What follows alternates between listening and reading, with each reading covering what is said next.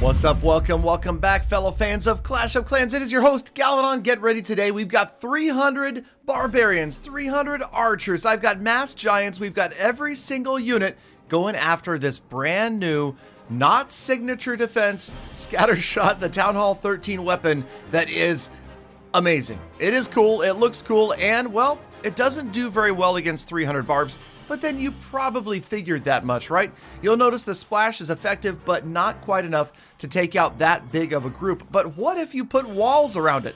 If you got walls around your scattershot, then things end up quite a bit differently, because the barbarians, as smart as they think they are for going after the same wall, that just puts them all in harm's way as they make that arrow shape on their way to doom. Not a chance. They don't even get halfway through that single level 12 wall before every barbarian is pulverized. And I tell you what, let's make this interesting. As I set up these scenarios, let me know what you think. What is the outcome right here?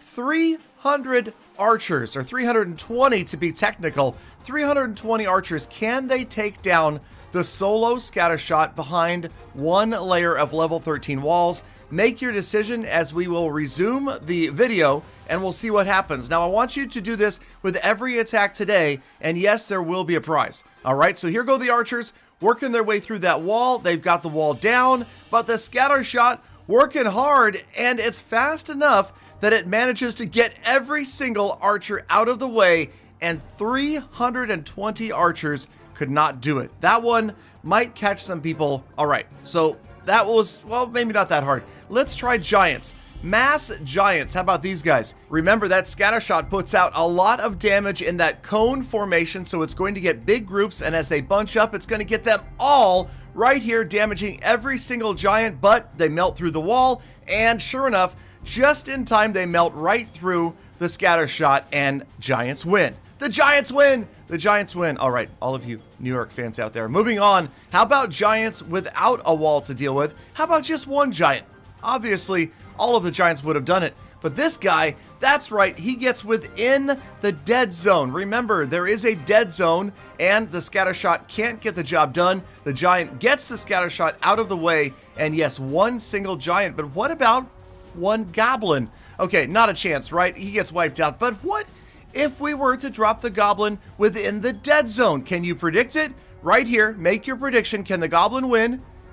What do you think? Okay, let's resume it and see what happens with our buddy the goblin right here. Okay, it was kind of a trick question. I wonder how many of you fell for it, though. How many of you thought the goblin was going to attack the scattershot? All right, so no, it was searching for resources somewhere else on the base. Trick question, I know, but what about the wall breaker? It's another trick question because, yes, there's walls somewhere else.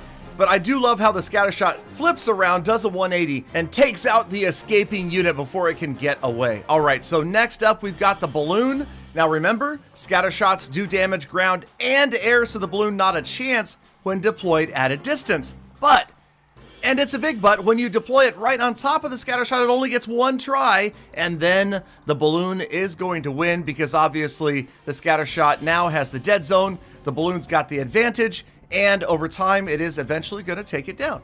So congrats to the balloon and those of you that predicted that the balloon, well, it could go either way. Again, depending upon where you deploy the unit. Now, that isn't the case with poor Mr. Wizard.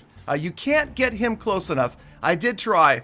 He is always going to be in the fire zone of the scattershot, and he's going to be toast. Now, another ranged unit, the dragon, also not within the dead zone of the scattershot, but does put out enough DPS to get the job done. It's kind of a close race right here, but the scattershot is going to lose, the dragon victorious, off to destroy the rest of the base. Let's move on and try the baby dragon. You ready for this one? Again, can't deploy it within the dead zone. I tried, and when it goes to work, this even closer. Who's gonna win? Yeah, how about this one? How about a tie? That's right. The scattershot and the baby dragon both fall simultaneously. Next up, the P.E.K.K.A. This is not a new level to the P.E.K.K.A. as many thought. This is just a new look. I love it. I think this is an amazing look. The P.E.K.K.A., it looked like she was going to pass by the scattershot there for a moment, but she stopped. She wiped it out in about 4 shots. And again, I think she looks amazing with that misty, smoky glow around her. Okay, next up, The Hog Rider, one of my favorite units, but I was surprised, okay? I honestly thought it would be harder. That's what she said. Peter, okay, the Hog Rider gets the job done, so kind of tanky. Level 9 Hog Rider. Now the Miner, of course, is going to sneak right in there, get within that dead zone, and wipe out the scattershot. Takes it a while. We will fast forward through these slow ones, but the Miner proves victorious, and again, on to the next. So nice job by the Miner. How about the... Okay, that's kind of obvious.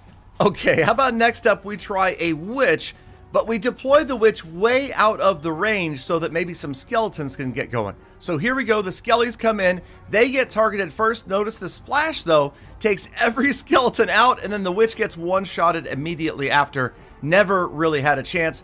Try to deploy her up close, same problem. She can't get there, she gets wiped out. No skeletons even deployed at all that time, and the Witch is out of there. Valkyrie, also tanky. A level 7 Valkyrie with 1,450 hit points takes one to the face, but not a problem. She just motors right on in, and she is going to annihilate the scattershot by her lonesome. So always good to see these interactions. Obviously, it's unlikely that out in the wild you're ever going to get a chance to get one-on-one with a scattershot. So the Valkyrie wins, and next up, this one kind of surprised me. I forgot how fragile little Mr. Bowler is. As he rolls in, sure enough, he is going to get one-shotted by the level 2 scattershot. Honestly, I thought he'd last longer. That's what she said. Peter, knock it off, okay? Okay, so next up, the Ice Golem rolling on in, and the Ice Golem, we're gonna have to fast forward this obviously, does get through into the dead zone, targets the scattershot, and is there enough time in this attack for the Ice Golem to get through? What do you think? Well, the answer is yes. He's got over a minute left as he takes out that scattershot. A few big units remaining, the Electro Dragon. I bet you can guess the outcome here. And it's during this attack that I'm going to ask you the trivia question. In tonight's live stream on Facebook Gaming, fb.gg/RealGalladonGaming, the first viewer to show up and tell me how many giants were deployed in this episode will win a $50 Amazon gift card. All right, $50 Amazon gift card as the Electro Dragon wins. Obviously, the Golem is going to win as well. Plenty of time for the Golem. He does put out quite a bit of damage. He gets through with over 2 minutes remaining, and we move on to the final troop, the Lava Hound. Now, does the Lava Hound have enough time? Because you can see the Lava Hound does a lot less damage than the Golem. We let the Lava Hound try and try and try, and this actually was going to be pretty close. Have you made your prediction? What do you think? Can the Lava Hound get the job done? About a minute and a half remain, about 50% on that scattershot. Grinding away slowly but surely, wishing that it had its lava pups instead. The Lava Hound is trying, but sure enough, there's just not enough time in an attack for the Lava Hound to destroy the level 2 scattershot, and R to the I to the P, the Lava Hound pops. Okay, heroes, the last interactions to go. This kind of obvious, the Barbarian King is going to crush this thing. He's got so many hit points, and as you can see, doesn't take him a lot of shots here. Level 65 Barbarian King doesn't need his ability, and he wins. Archer Queen, what do you think?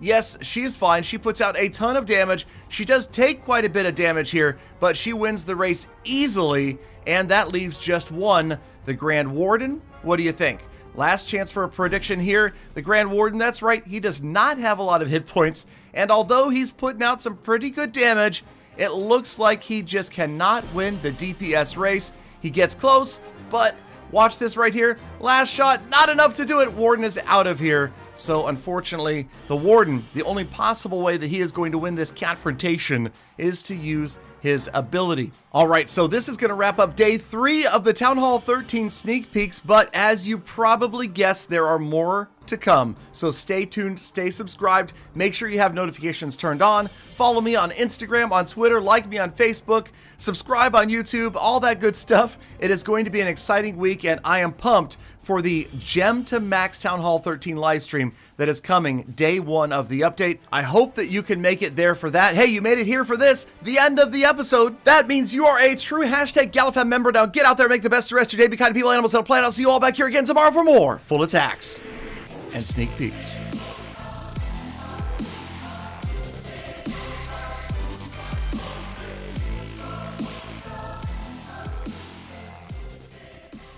Galladon!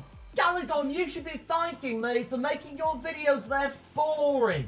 You're welcome.